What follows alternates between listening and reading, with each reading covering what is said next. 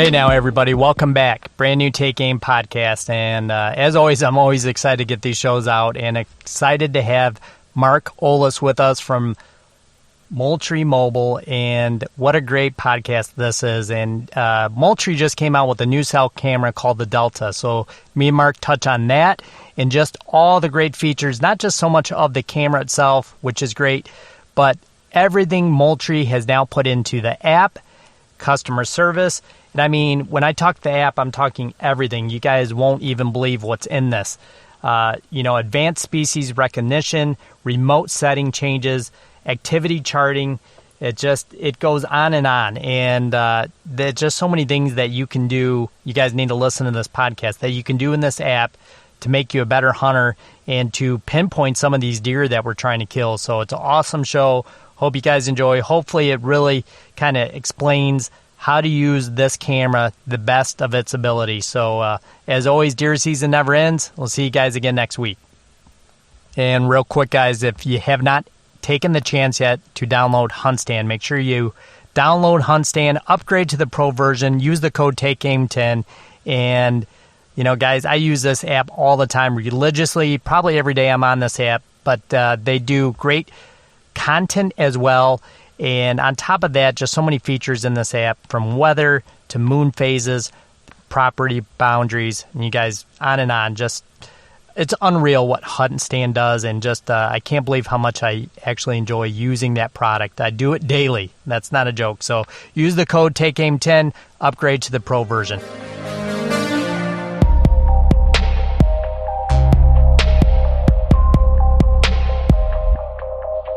All right, guys, we are live, brand new Take Aim podcast. Excited to get back and get another show out, and excited to have Mark Oils from Moultrie Mobile. And I apologize, it's got a little tongue twisted there, but excited to have Mark with us. And what's going on, Mark? Hey, it's August down south here in Alabama where we're at, so we're trying to beat the heat, but we still got the hunting season on our mind, and we're excited. So thanks for having me on. Yeah, for sure. I know we were just talking some hunting and, just thinking about it down there. You guys, that heat's probably killing you, I assume, right now, and it's probably kind of hard to think about hunting season. So when's it really pop in your mind? Do you guys get some cool evenings where you're like, oh, it's right around the corner? Well, that's the thing. Down here, really from June until about mid-September, it's just hot every day. Like there's no point in hoping for any cool weather because we just don't get it. I mean, they're around 90 degrees, 91, 92. I think next week it was going into the mid-90s. That's just summertime here in Alabama, and we're used to it, and we still get out and do our work weekends on the hunting property. You do a whole lot of sweating. Sure. But we're excited. I mean, we're getting food plot prep going. We typically don't plant here until the end of September, but we're going ahead and getting those food plot chores going to get ready. Now, I know what we typically do up here, Mark. What do you guys like to plant down there for your fall food plots? Yeah, on the place we've been hunting, we've been on there about 8 or 9 years, and we've tried a whole bunch of different things just to experiment, and it's fun to grow different things. But I'll tell you the thing that absolutely gets hammered, and it's pretty much what we plant now, is it's a heavy blend of forage oats, triticale, it's a little bit of winter wheat, and always a good heavy overseeding of some crimson and red clovers and things like that. It just makes for such a great plot, and those oats just absolutely get hammered from the time they come up. And being that we're so far south here, our food plots continue to grow all winter long. We don't get the really bad cold. Snow is very rare here. So we'll actually hit our plots with some nitrogen right there around December, and they jump again, and they'll carry all the way through the rest of hunting season. And then, that clover is just excellent food for them once it gets into the spring and even for turkey season and things like that. So it just really extends the life of that food plot. Yeah, for sure.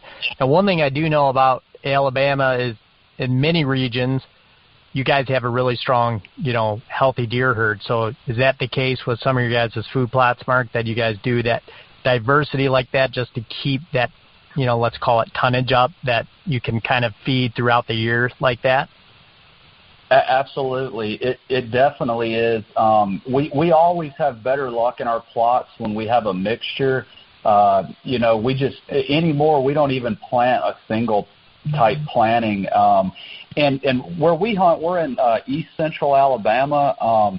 It's not really known as one of the premier parts of the state, but we've got a great little place over there. One of my buddies, 200 acres of it is his family's land. So, we get to do prescribed burns and we've timbered it for the landowner and all that. And it's just become a great hunting place. And we have increased the deer herd, the number of deer.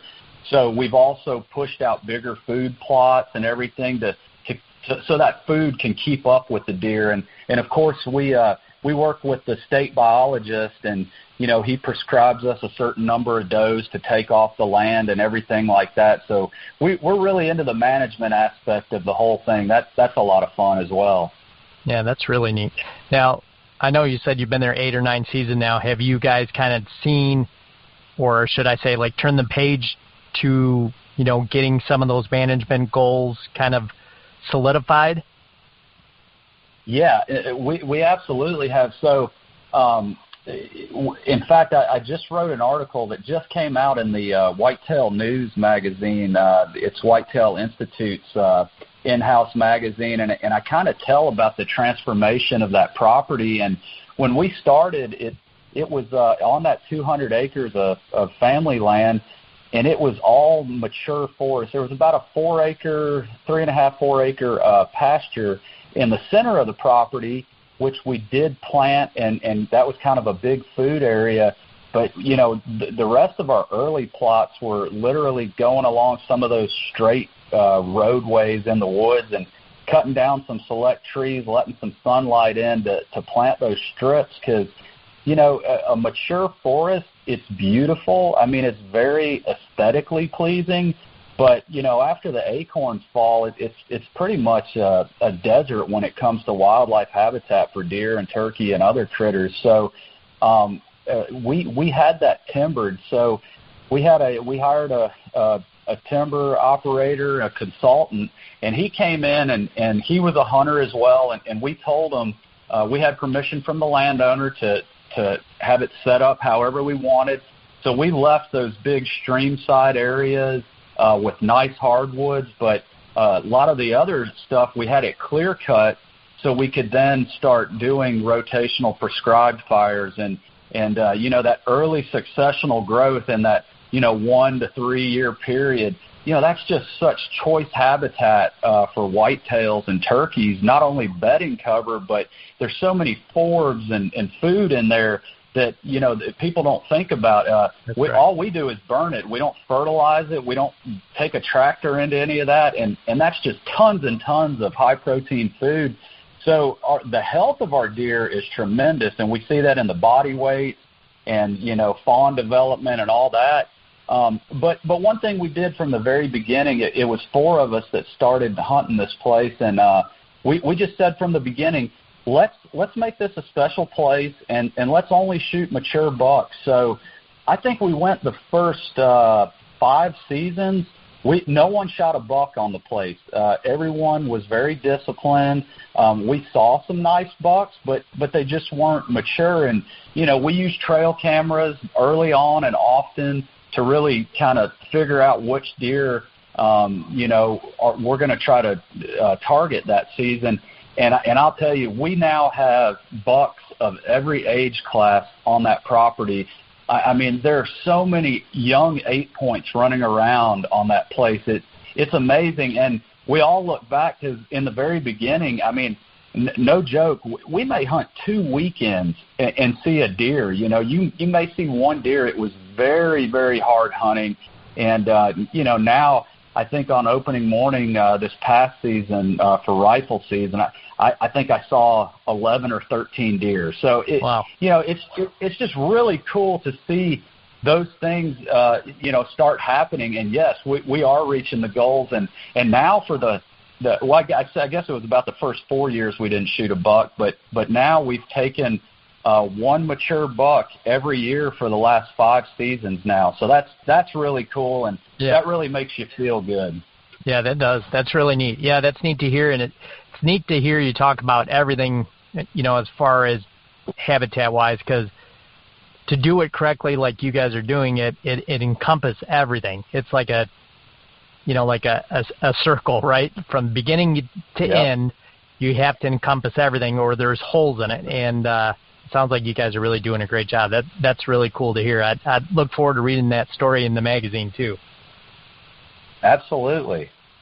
So, at the beginning, Mark, I mentioned that you were with Moultrie Mobile. So let's kind of get into that. And, I'd like to even hear how you use the Delta and kind of go through the paces like that. But before we talk about how you do it, give me just a brief description of the new Delta that's out, and then I obviously really want to talk about the app, because that's pretty wild what you guys have put into the app.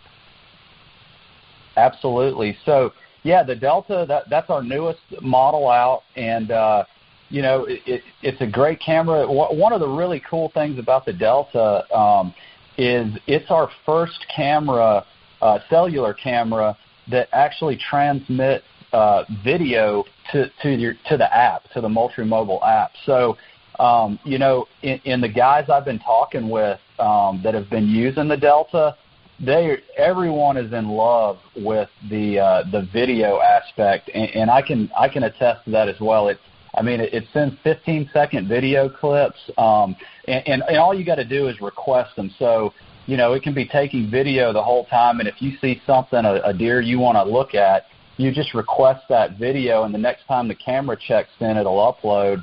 But that's a feature that personally myself and a lot of other guys I've talked with have really liked. But, it's got a lot of great features in it, 32-megapixel images. It's got the video. It also has a built-in GPS tracking on it. So inside the Moultrie Mobile app, there's an interactive map section, and you can it will pinpoint literally where that camera's at, what tree it's on, and so you can pull up your map and see right where your camera's at.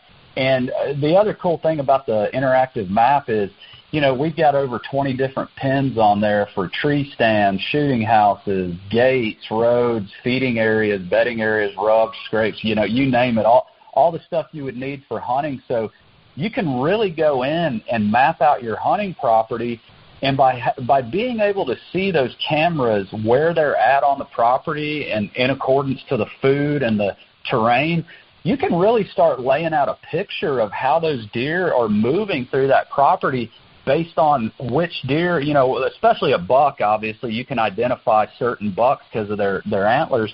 And, you may have that buck showing up on maybe 1, 2, 3 of your cameras, and he's nowhere on the other side of the property. And it really helps you focus in and kind of start honing in on that deer, and with the cellular cameras, all that data is being put into the app in a real easy format for you to see. And there's so many tools inside the app that allow you to track and scout, where you're not pulling SD cards and manually uploading images into software and stuff like that, trying to paint a picture. The Moultrie Mobile app does all that for you automatically. Yeah, that's amazing. That's huge in itself, and for a lot of people that like to be, a little more to the super side of being analytical, man, that does like everything for you. It takes all the guesswork out, and just what a time saver that is, Mark, to be able to get all that data, and it just kind of put the pieces of the puzzle together for you. It's truly amazing, and it's I can talk about it all day, but it's really one of those things where once you use it and see it, it's unbelievable. And, you know, I would like to say for anyone that's even interested in seeing how, you know, what the app's like, you can literally try it before you buy it. You can download the Moultrie Mobile app to your smartphone. It's free. And when you do that, before you sign in, there's an option at the bottom. It says it's a demo option. And you can click on that demo, and that's a full version of the app. And we have cameras out on select properties in the woods. So, you know, it's deer images and things like that. And these are cameras that are up running, so it's up to the minute, up to the date images. And you can use all those filters in there, you know, check out the artificial intelligence that's built in, check out the map. You can use all that stuff without paying a dime, just to see if it's something, you know, that you even like. But, you know, a lot of guys, once they use it, then they start getting an idea, oh, I see how I can absolutely use this on my property. Yeah, for sure. That's huge, man. That is really neat. And, you know, there is other maps out there, Mark, obviously we know, like, you know, like a Huntstand or something like that, where we use it to check, you know, property boundaries and stuff like that. But they have features, but it makes so much more sense to have those features on a mobile cam that you're using based on where you're hunting it. I love that feature, man. That's unreal. Absolutely. Yeah, and you know, if you've got your phone with you while you're on the property, obviously you can drop those pins as you're finding rubs and scrapes and things like that. So yeah, it really is cool. I mean, I started mapping out our property this last year using the maps, and I mean, I've learned some things. It's neat. Yeah, it's very neat. And you know, again, just to back up just a second, but to be able to test drive it and do that demo, I mean, that's huge, because a lot of guys, you know, I'll just, for example, my father-in-law, very, very insecure about, like, oh, geez, how do I set up this app? How do I do this? And sure, all that stuff. And I was like, listen, you can download, you know, I had already told him, I was like, download the app now, and you can do the demo and start playing with it, see what it does. And by the time you get a camera, you're good to go. You've already got some experience. Yep. You know how the app works. You know whether you like it or whether you don't, or what to do, what not to do. You know, I really think that's super valuable. And literally, like I said, it's like test driving a car. You're going to be like, you know, it's giving people the options to see what it's all about. Absolutely. I mean, we have just a tremendous crew of app developers and software engineers and everything, that every day they're working to make the app better, to add new features, to make it more user friendly. And those guys never stop. And that's where the magic happens with Moultrie Mobile is inside the app. So I always encourage folks, like, just go check out the demo version. Like that way you don't have to make any commitment, and you can start to, you know, in the comfort of your own home, start messing with it and see how it works. There's no harm in it that way. Yeah, for sure there isn't. And, you know, besides the interactive maps, Mark, I mean, you guys have, which I really want to talk about, which I think is great, and it's just super simple, is you guys can, through the app now, do remote settings and changes, which is exactly what it sounds like. You know, if you want to change anything, you can do it via the app, right, Mark, without having to visit the camera. 100%. That's exactly right. In fact, you know, it's a little bit odd to a guy that opens the package and opens one of our cell cameras for the first time, because there's no interface. There's just a few buttons on the actual camera, which was done on purpose. One, we just wanted it to be simple to set up, because, like you said, you know, like, you know, your father-in-law, it's maybe not as intuitive to him, just because he's not used to using technology in that way. So we want it to be as simple as possible. We don't want to throw roadblocks up to someone that's new to it, that's getting into it. So you'll notice that there's no way to adjust settings on the actual camera itself. So all that is done through the app. And once you set the camera up and it's running and communicating, you can be 1,000 miles away. I mean, it doesn't matter. As long as that camera is in cell service range and you're somewhere where you're on your phone, you can change all the settings. I mean, every setting on the camera is remotely done from the app. And the way that works is once you click save on those settings, the next time the camera checks in, it will then upload those new settings, and then it will, at that point, it will start using those settings that you put in. Gotcha. That's amazing. So user-wise, Mark, give me your, I'm sure you have these running on your property right now, but, give me some of the features that you like to run most just to make, let's just call it efficiency throughout that camera and battery life. So what are some of the settings you like to run? Yeah, no, and I'm glad you asked that, because that's one of the most important things, because especially when a guy is new to a cell cam and they get it, let's face it, it's addicting. Once you see those images coming in from your hunting spots, all you want to do is just click on that app and like, man, I wonder what's come through. And so, inevitably, people set the camera to send images immediately. And that's an option. So what's going to happen is the camera's going to take an image, and then it's immediately going to connect with the server, send that image via the cellular signal, and it'll then be uploaded to the cloud-based server, which will then make it available on your app. So what I tell guys is one of the things, when you have that set to immediate, and if that camera's in a area that gets a lot of deer traffic, or, let's say, for instance, it's on a feeder, well, you're going to not only have a lot of deer, you're going to have raccoons, you're going to have a lot of activity at that feeder, squirrels, everything. So that camera's going to take quite a few images. What I tell guys in the settings I run is I only have my cameras checking in twice a day. So they'll check in every 12 hours, and when they do, they'll upload all the images they took in between that time.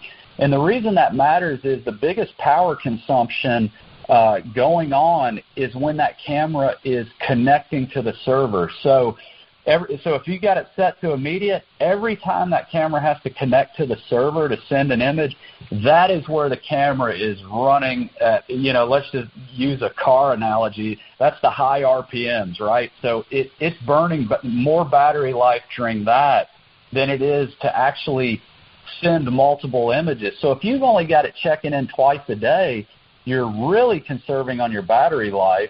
And, it may send 20 images each time it checks in, but the actual sending of the images is not a big deal. It's just that initial check-in with the server. So I suggest guys run it, 1 to 2 times a day to check in. And there are other options. If you want it more frequently, set it to 4 times a day. You're still going to be helping your battery life tremendously. So that's one of the biggest options. And then, like I said, the camera does have video mode, but if your interest is getting intel in photos, video is another big consumer of batteries. So if you don't need video, or your camera's far off, maybe it's in another state, and you really want to conserve that battery life because you can't get there, then I'll recommend to those folks, don't run video mode. And then, if you are on an area with heavy traffic like a feeder, I always set mine to a detection delay. Usually I'll set it at like 5 minutes. And that way, a lot of our feeders, and even certain ones, there's some that bucks come to more than does, or vice versa. But, some of those feeders, it's a lot of does coming to. And I just don't need a bunch of redundant images of does to know what time they're coming and things like that.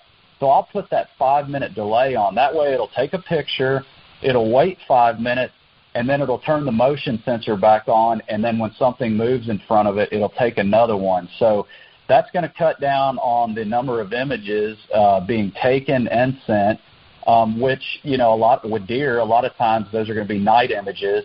So you do have the flash running. So the more times that camera's flashing, that's consuming battery life as well.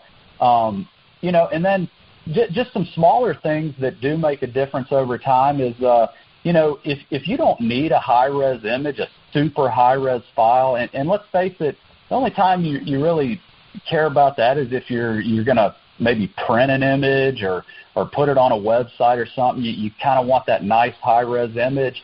But if you don't really need those, go ahead and set that to a medium or lower resolution. It'll, even when you request the high res to maybe zoom in on some antlers, if the deer's further off or in the shadows, you'll still have the ability to do that. But that's writing. It takes less time to write a lower res file than it does a high res file. And while it doesn't seem like that would be much, when you're talking over the course of 10,000 images, it makes a difference in battery life. So those are really the big things I would suggest. Just to recap, is one, only have it check in a couple times a day.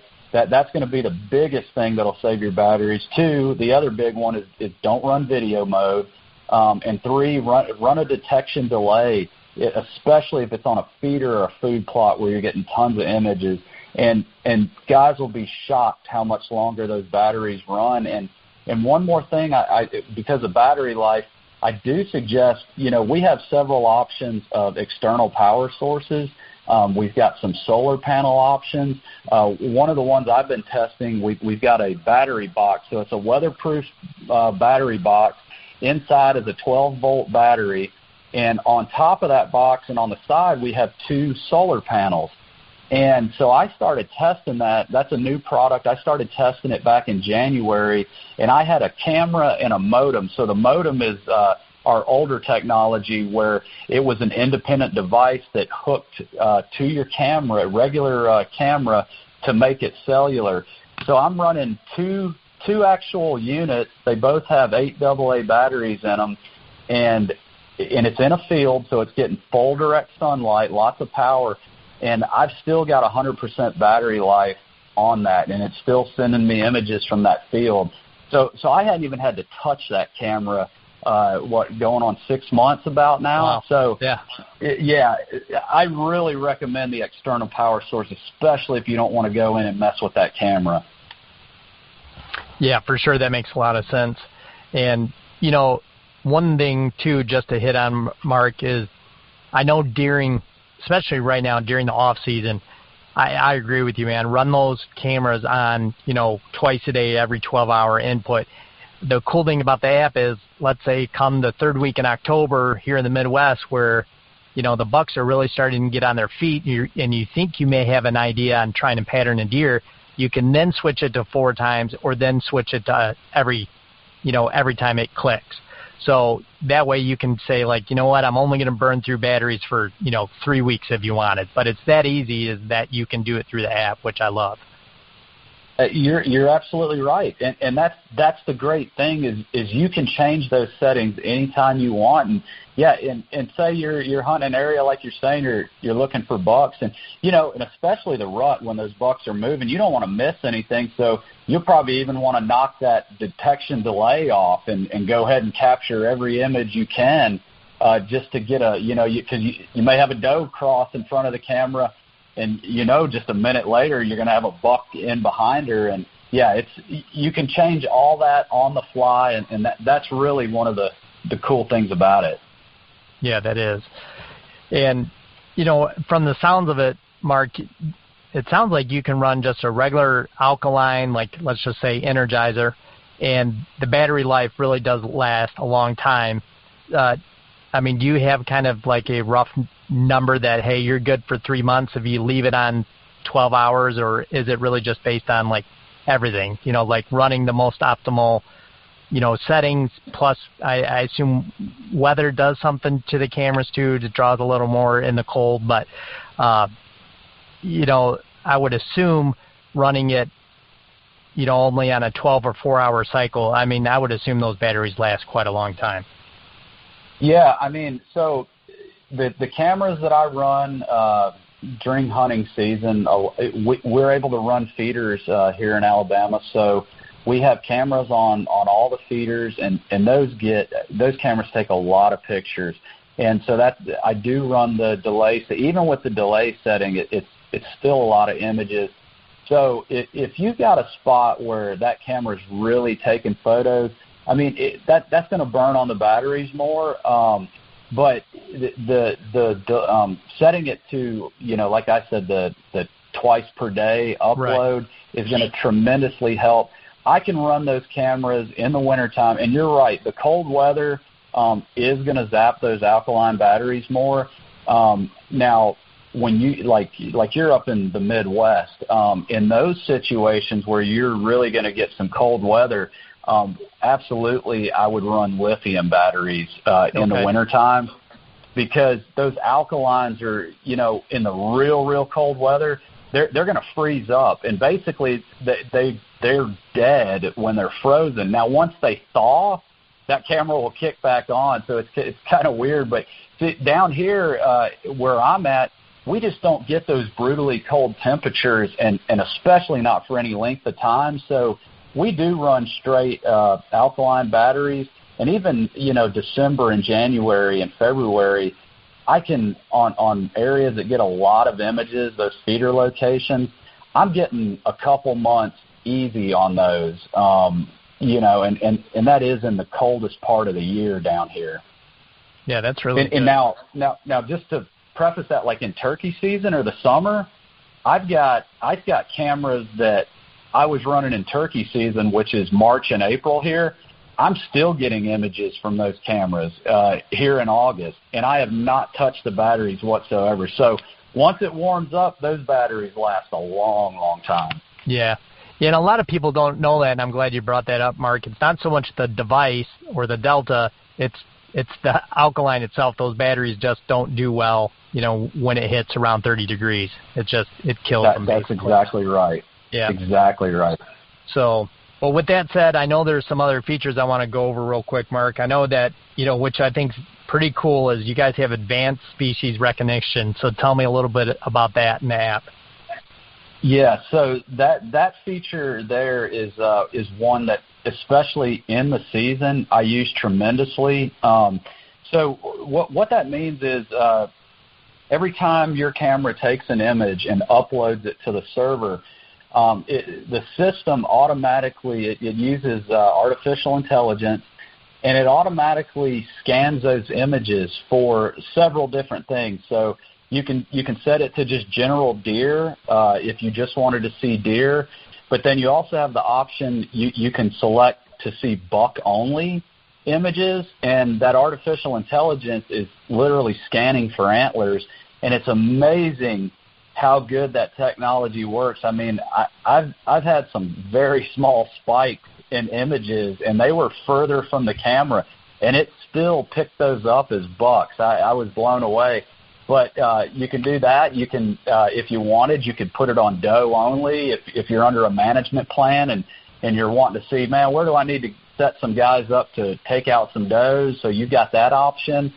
We've got turkey on there, and I do use that in turkey season when I'm not caring about seeing what deer are running around or what, any raccoons or stuff. I put it on turkey. That way I'm only seeing my turkey images.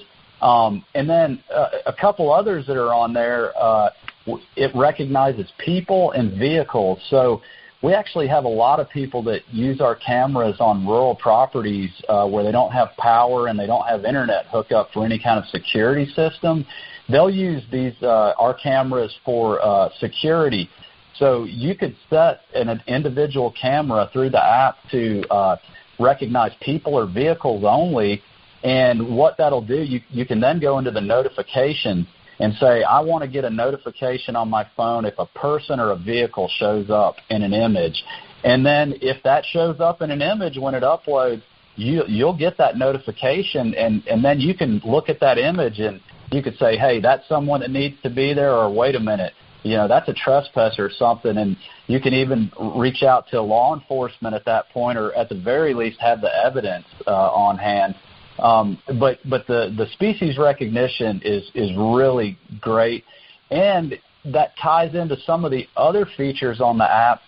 One of the newest ones is activity charting. So, every image that uploads to the system, has a set of data points on it that the camera's capturing. So it's capturing temperature, it's capturing time of day, and let's see, what's the other one? Moon phase. So it automatically pulls that data, feeds it into the system, and you can click on the activity charting, and you can see what time of day the deer are moving, and you can select date ranges. So, I like to look at it like, I'm a weekend hunter. That's pretty much what I have to do. I've got a family and work obligations. So, weekends are when I get a chance. Well, with that activity charting, I can go and look at the week prior, like, say the last 5 days, and see when those deer are moving. Because, deer are cyclical. 1 week they're moving good at this time. The next week it's off by some. And so anyways, you can use that to say, hey, I know where I need to be. And you can even filter it down to individual cameras, but you can use those smart tags. So say it's the rut and you only care about the buck movement. You can click that buck smart tag, go into activity charting, and it's just going to show you where the bucks are, when the bucks were moving, what time, what temperature, and all that stuff. So, a guy can really, really hone in on his scouting and on individual bucks. And one thing a lot of folks don't know, you can create a custom tag. So say you have an individual buck that you're like, man, that's the one I want to target this year. You can go in and, I know all of us, we usually come up with names for certain bucks. You can enter that name, create a custom tag. Once you do it once, it'll always be there. And every time you get an image of that buck, you can just click the custom tag and click his name, and it'll tag that buck for you. You can then go back to the activity charting, click on that custom tag, like say you called him Big 8 or something like that. You can click on Big 8, and you're going to see his movements based on time, temperature, moon phase. So you can really actually hone in on an individual buck with this technology. Yeah, that's amazing technology. I mean, it's borderline, like I hate to say because, guys have used this word so many times in the industry, game-changing, but it's almost game-changing, Mark, to be able to have a software and analytically be able to do some of that for us. I mean, some of us guys kind of have always tried to run cameras and try to pick out that information, go back to like Weather Underground and try to put all that pieces of the puzzle together. But I mean, to save me that kind of time in the app, man, to me is priceless. It truly is, and I'm like you. I hate using those cliches as well, but it really is. I can tell you just from my own personal use of them. I mean, it changes the game. I can't. I mean, I know there's hunters out there that'll scoff at using this kind of technology, and that's fine because that's the great thing about the country we live in. You can do it however you like, but it is absolutely a game changer. Yeah, I love that because it gives you an opportunity to learn, and to me, if you're not learning, I mean, it's easy to say you're not trying very hard either. So, That's right. I like that feature. So, what I like about it, and correct me if I'm wrong, but we can now pick the Big 8, and now I can use that and say, give me that data for what I think or what I know what cameras he's been on, right? So I could say camera 1, 2, and 3. Absolutely, yeah. So if you've created that custom tag and you've been tagging those images with that buck when he shows up, then you can, when you enter him under the activity charting, it's going to show you all the cameras that he appeared on. So, yeah, if you've got 5 cameras on a property, he may only be showing up on 1 or 2 or maybe 3 of those, and maybe it's, really on 1 of them. He's on a lot. Well, then you can go to the interactive maps section and see where your cameras are and say, oh, I see what he's doing, like he's using this travel corridor to access this feeding area, or, it's the pre-rut, and it's like, man, this guy is really, he shows up on camera 2, and then an hour later he's on camera 3. So, you're looking at that interactive map, and that's where you really start laying out the game plan to target that buck. Yeah, that's so cool, man. That's unique in itself, and again, just worth, I know there's many cell cams out there, so to speak, and having that info in an app, to me, just sets this apart. And that's why one of the reasons I was so excited to do this podcast today is, one of the main reasons for the podcast is make us all better hunters. And this is the kind of stuff that I really get into because, man, you can do so much with this. This isn't like a fly-by-night type of thing. I mean, it's for one, it's Moultrie, which is, a name that we have known about in the hunting industry forever. But to have that in an app that you literally can have on your phone, man, is just, it's super unique, man. And what a cool way to start learning some of these deer. And what I like about it too, Mark, it doesn't have to be the one that you're just potentially going to shoot this year. This could be a deer that you're like, man, I know if this deer makes in 2 to 3 years, he's going to be one of my best bucks ever. And you can start building that portfolio of that deer right now. Well, and that's one thing I want to touch on too. Is you're absolutely right. And here is one of the best things, in my opinion, about the Moultrie system is Moultrie Mobile does not delete your images. I know a number of the competitor cameras, after a certain amount of time, even months, those images get deleted to help on their end on the storage. Or maybe you have to pay extra to get it for a year or something like that. I've been running this system on the Moultrie Mobile system since 2016. So that's before I was even with Moultrie in my previous job. So I've been on the system a long time. I do not delete my images. I have inventory going back to 2016. And if you track an individual buck that's an up-and-comer, and you keep those images on there, you don't delete them, you're going to have all that data that's built in. And it's, I mean, with that much data over the span of 2 to 3 years, you're going to know everything about that deer, especially if you have multiple cameras and he's living there on the property. And the best thing is, a lot of guys, most guys, they run their cameras just before hunting season, and then when hunting season's done, they cancel it. And with Moultrie Mobile, there's never an activation fee. There's never a cancellation fee. So it's just the monthly subscription that you would pay when that camera's active. But then once you cancel that camera at the end of season, none of these features go away. You're not blocked out of the app. Everything on the app is still available to you, and all these, the map and the GPS and the, artificial intelligence and everything I'm talking about, all those are free. There's no like, hey, you have to pay extra to get this feature. That's all just part of the Moultrie Mobile plan. And that's the part that makes me feel good because, once a guy gets on the system, those are his images. He can access them anytime he wants, even if he's canceled his plans until the next season. Yeah, I mean, that's really nice. And like I said, Mark, to me, that's what separates Moultrie versus a lot of the other cell competitors is this app and what you guys have built into the app and just the communication with the user and being able to keep that data and those pictures.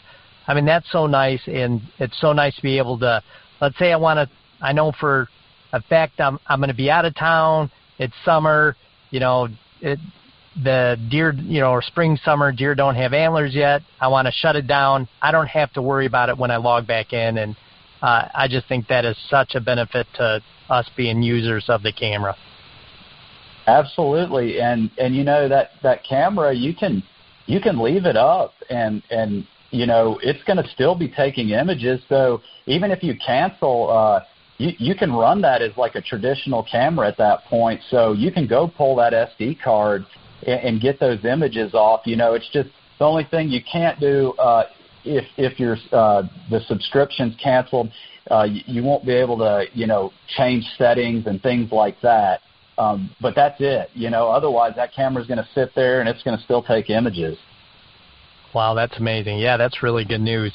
So one other thing I wanted to touch on, Mark, is that activity charting a little bit different than the weather data, or do those communicate, or are they two separate things?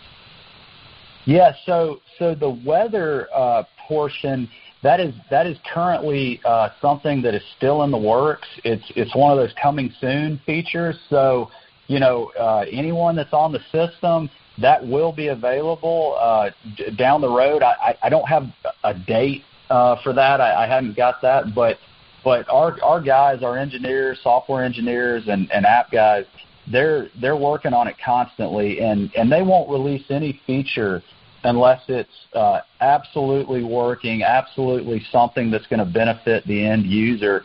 So they're working on the weather one. So that's a coming soon feature, and because I haven't been able to mess with it, I don't want to say really how it's going to work and all that, because I just don't want to say something wrong.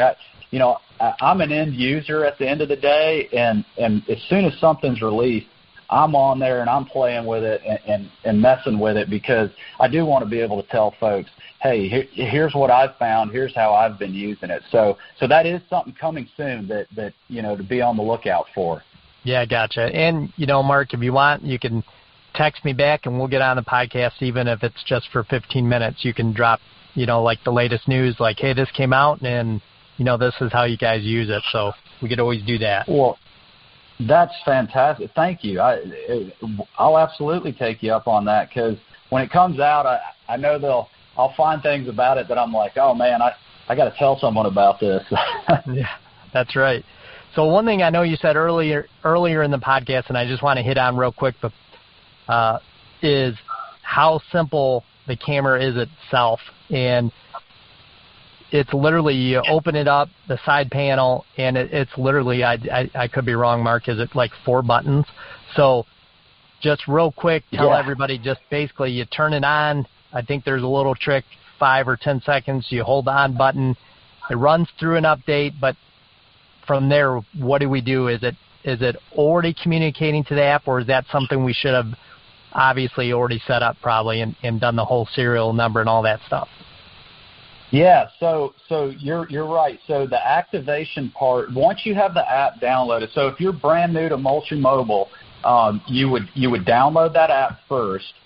Go ahead, create your login info and password, and then you'll have access into the app. And then from there, you'll pull the camera out of the box and open the camera, swing open the door where the batteries and all go in.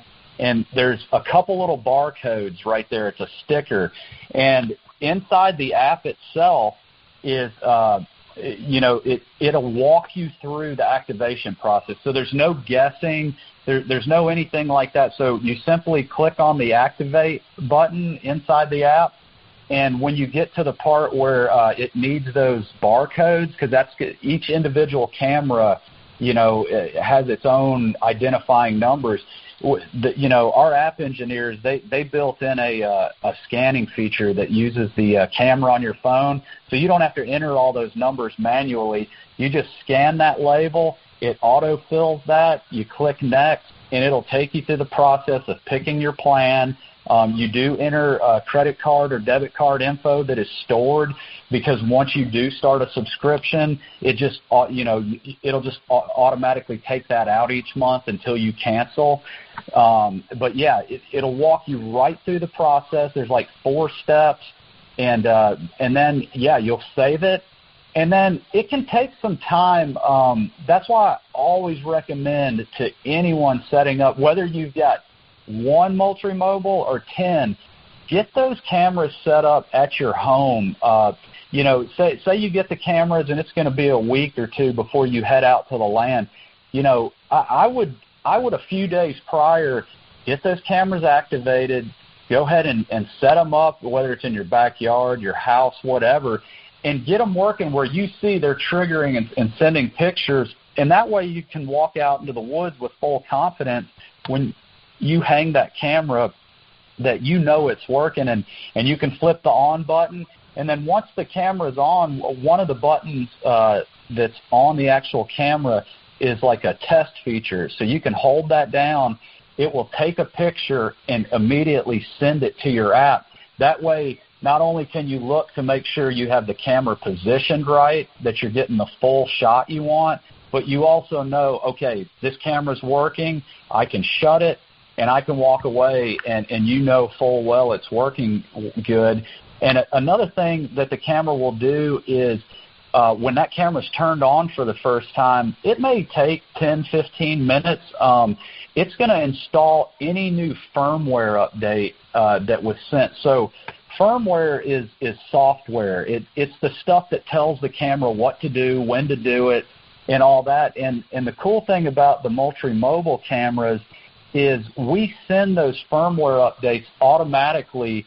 So the camera actually gets better over time. Our guys can tweak the camera through the firmware and send that. And, you know, anytime there's any, like, issues with a camera or something, or maybe it's not quite taking the photos like it should, you know, the guys will push that firmware up, and it automatically takes to your camera. You don't have to go out there and do anything. It's not a manual process. It's an automatic thing. So that's another benefit is your camera can actually improve over time through those firmware updates, and you don't have to do a thing for them. Yeah, that's really nice. I think that's overall a big gripe in the cell cam community, let's call it, is guys always having to say, like, I got to visit this website, throw an SD card in, download this, then get back to my camera, right? And that's right. That's a lot of effort, to be honest. You know, for something that you bought that you thought should work. You know, I think we're all spoiled that we think we take anything right out of the box and it should just work. But that is a lot of extra steps to continue to get something to work. So, Mark, I mean, kudos to that, because that's amazing to be able to just, when you fire that camera up, occasionally it's going to get new firmware, and we were hands off. We don't have to touch it. It's truly incredible, and yeah, it's neat. And you know, whenever new cameras come out and stuff, there's always little things that need to be tweaked, and so that was absolutely something that our guys wanted built in. So you know, we're all about the customer. We want to make it as easy as possible on the customer, and that's just one of the other features that Moultrie Mobile includes that does that. So when it does this, Mark, I just want to paint a picture for all the users. Is it basically, like when you turn the camera on, is it, you know, red, green, yellow? Is it giving you the information that, like, hey, I'm not running yet, but we'll be up and running soon? Yes. So in every camera, there's a quick guide, and there's also, when you open the camera in the battery tray, or actually I think it's a sticker right on the other side, is like another quick guide. And so, yeah, there's a lighting sequence, I think 4 different LED lights, green, yellow, red, and those indicate different things. So, yes, when you start that camera up for the first time, it's going to activate and link up with the system, but 2, it's going to go ahead and accept the newest firmware update. So that can take, like I said, anywhere from 10, maybe 15 minutes, and sometimes it can take a little bit longer, even on the app, before the camera shows up on the app. So, you know, I always let guys know, you know, one of the cameras I was activating earlier this year, it actually took overnight before it popped up on the app. So usually it's a fast process, but that can take a little bit of time.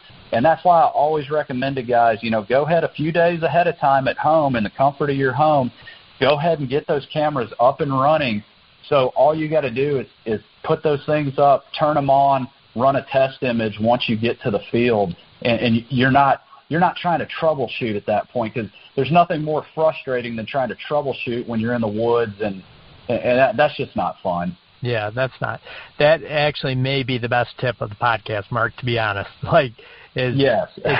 literally get those cameras up and running, and we've all been there where we're crunched for time, and you're like, well, this shouldn't take me long. I'll just do it when I get there, type of thing, and then it turns into, you know, a bunch of trouble sometimes. So, you know, better safe than sorry. Get it done. You know, take a half an hour out of your day, get your camera set up, and let them run through all that, and then you absolutely know at that point, like, hey, we're good to go. We turn the switch on, and you know, this thing's going to work. So Exactly, and that's a big peace of mind, especially if you're new to cell cameras and all that. You're a little bit leery to start with, so go ahead, set it up at home, get familiar, get comfortable, and then once you start running it, it's just you understand it, it works, and then you're like, my gosh, this is so awesome. I'm getting my trail cam images sent to my phone. I mean, it's just great. That is great. Yeah, for sure. And correct me if I'm wrong, Mark, but before I let you go, I just want to talk about, like, these cameras, from the sounds of it, have the capability of basically I could call into Moultrie and talk to somebody and we could actually troubleshoot that camera, like, on spot, like wherever I am. Oh, absolutely, and that's the best time to do it, when you're around the camera, just in case there's, like, you got to do a reset or something like that. We have that was one of the things from last year to this year that Moultrie Mobile invested a lot in, was our customer success team. That we've beefed it up. We've been training people all throughout the off season. I mean, so yes, go to the Moultrie Mobile site. Go on there, find the number for customer service. Save it in your phone. That's what I tell people to do. Just save it, and you can call them 7 days a week. We got folks there on weekends now, extended hours. So they're there ready to help. And let me just say, they are a huge help. These folks know how to troubleshoot these cameras. And not only that, they can go in the back end of the system, and, there's different codes that are sent. So that they can see what's like, hey, okay, these codes are telling me, this is going on. So, maybe it's like, hey, we just need you to format that SD card. That it's saying there's trouble with the SD card. And a lot of times that fixes everything, and you're good to go from that point on. That's again why I say do it several days ahead of time. Do it in the comfort of your home. Because if you do have a camera that's like, man, this thing's not doing what it's saying, just call that number, and our folks, they'll get you help right away. And if there is something wrong with that camera, they'll also get you a new one in the mail immediately and send you a label to send that other one back. Yeah, you can't beat that. I mean, that's amazing. And that's just one of the other things I want to touch on is basically to get rid of the frustration, for people that are using a camera or haven't taken the time in to say, like, you know what, I really have to have a Class 10 SD card in this, and that can cause an issue, and people don't get it.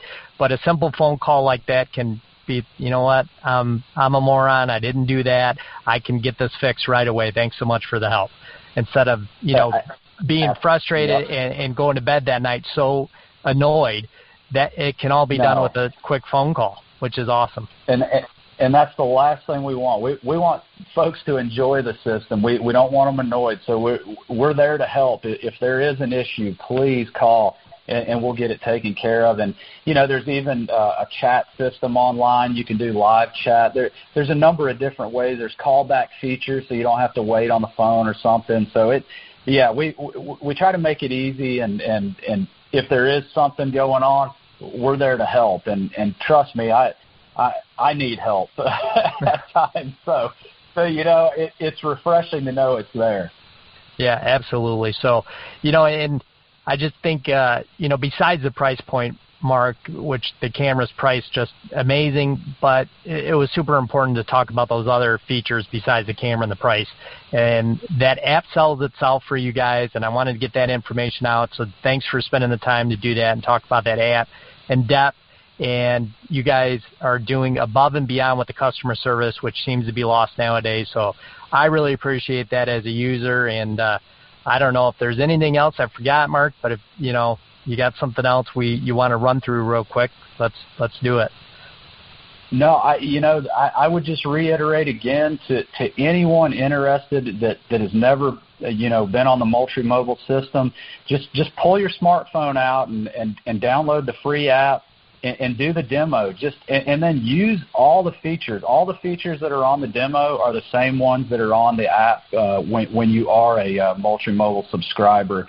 And so I just encourage folks, go try it out, see how you like it, see how it might help you out on your hunting or your hunting property. And And then lastly, I really appreciate you having us on and allowing me to talk about it. I love talking hunting and I love talking trail cam, so it's easy. Yeah, absolutely, Mark. No, it was a good time. I appreciate it. And like Mark just said, man, check out the Moultrie Mobile app. It's free to download, free to use that demo. So get accustomed to it. And, to everybody using these cameras, man, I wish everybody the best. I'm excited. I was just telling Mark before we started, I actually got a box of them yesterday, and I started to play with one, and I did one for my father-in-law and one for me, and I got a few more to do yet. But one of my goals was to get all these done here before I get out to the field. So, excited to get them, put to work, Mark, and excited hopefully to chat with you again. Hopefully I'll be sending you some pictures soon. Well, please do. And I wish you all the best this hunting season. I hope it's successful and a safe season for you guys. Absolutely. Same to you. Good luck down in Alabama, and we'll talk again real soon.